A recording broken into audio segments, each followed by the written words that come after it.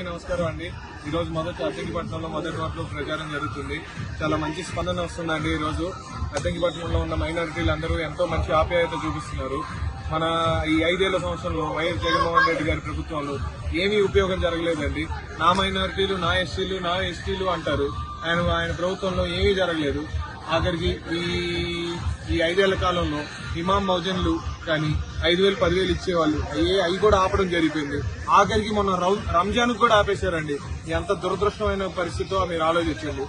అలాగే మనం చూస్తే పెన్షన్ల గురించి చెప్పాలండి. నేను మరీ ముఖ్యంగా ఏది పడితే అది దానికి అంటగట్టి అందరికి ముసలాళ్ళందరికీ పెన్షన్లు ఆపేయడం జరిగింది.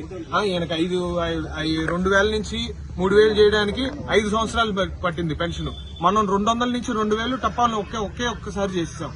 అందరూ నమ్మండి, ఈసారి మన ప్రభుత్వం వస్తుంది. వచ్చిన తర్వాత 3,000 నుంచి 4,000 పెన్షన్ ఇవ్వడం జరుగుతూ ఉండిద్ది. మళ్ళీ అది కాకుండా మరీ ముఖ్యమైన సమస్య అద్దంకిపట్నంలో టిట్కో ఇళ్ల సమస్య అండి.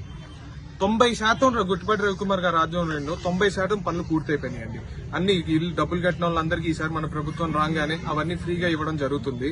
మరీ ముఖ్యంగా ఈయన ఈ పెయింట్లు వేసుకోవడం తప్పితే దేనికి పనికిరాలేదండి. ఈ 5 సంవత్సరాల్లో దివ్యాంగులకి 6,000 పెన్షన్ ఇవ్వడం జరుగుతుంది వచ్చే నెల నుంచి, జూన్ నెల నుంచి. ఇంకా ఎస్సీ, ఎస్టీ, బీసీ, మైనారిటీ వర్గాలకు తెలుగుదేశం ప్రభుత్వంలోనే మంచి జరిగిద్ది. అందరికీ సమానంగా మంచి జరిగిద్దండి. దానికి ఏమీ ఇబ్బంది పడాల్సిన అవసరం లేదు. మరీ ముఖ్యంగా మైనారిటీలకైతే రంజాన్ తోఫా గాని, దుల్హన్ పథకం గాని, ఇమాన్ మౌజన్లకి 5,000, 10,000 జీతాలు ఇవ్వడం జరుగుతుంది. ఏమీ ఇబ్బంది లేకుండా అంతకు ముందులాగా అన్ని జరుగుతాయని హామీ ఇస్తున్నారు.